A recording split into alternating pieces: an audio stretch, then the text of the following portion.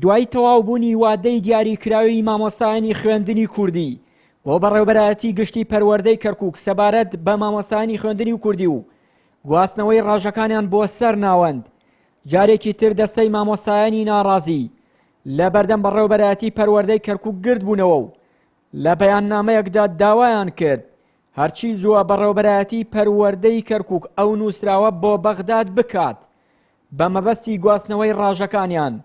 یەکەم گواستنەوەی ڕاژەی ئەو مامۆستایانێک کە لە کەرکووک دەوام دەکەن بە تەنسیب لە هەرێمەوە بۆ سەر میلاکی پەروەردەی گشتی کەرکووک. دوو شایستەی خۆمانمان دەوێت لە پترۆدۆلار چونکە تا ئەم ساتە وەختە ئەنجومەنی پارێزگار بڕیاری پێدانی هاوکاری پترۆدۆلاریان هەڵنەوەشاندوێتەوە. سێیەم ئەکتیڤکردنی نووسراوی وەزارەتی پەروەردەی ناوەند ژمارە 5564 لە بەرواری 11/5/2017.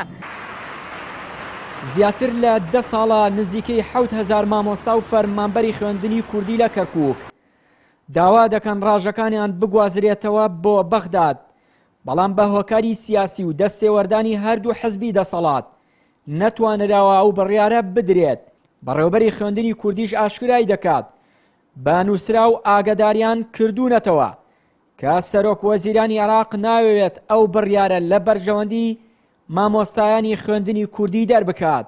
داوای چیەکەین؟ داوای شتێکی زۆر سەرەتایی خۆمانەکەین کە ئێمە لە کەرکووکین کە کەرکووک نەخراوەتە سەر هەرێم ماوەتەوە بەم شێوەیە با بخرێنەوە سەر تەربیەی ناوەند و بۆ ئەوی وەکو مامۆستایانی تری کەرکووک مافۆ امتیازاتی خۆمان وەربگرین. ئێستا من خۆم ئێستا لەگەڵ بەڕێز جەنابی بەڕێوەبەری گشتی پەروەردەی کەرکووک دکتۆر فازڵا قسەم کە لەگەڵاکردم وتی من لە ڕێگەی ئەوە کە کتابەکەی ئێوە نەک نووسراوم نەک کە سەلاحەتی نووسراوم نییە بۆ ئەنجومەنی وەزیران تەنها ئەوەی کە ئەو داواکاریکەن کۆمەڵی مامۆستا بوون مامۆستای ناڕازی هەندێک مامۆستا کە لێرە خۆپیشاندانە کرد داوای ئەوان کرد بۆ گواستنەوە ئەوەشیم هەر گەیاندووە لەگەڵ داواکاری ئێوەشە گەیاندووەتە وەزارە نەک بە کتابێکردن تەنها بەس وەکو چۆن بڵێن ئەوەکو زارێکی گەیاندوێت یا وەک بروسکە گەیاندوێتی ئەوانش وەڵامیان ئەوە بکەمە دەسەڵاتی ئەنجومەنی وەزیرانە دەسەڵاتی دکتۆر بەڕێز دکتۆر عەبادیان بەڵام تا ئێستا ئەوان ڕازابەت نەبوون.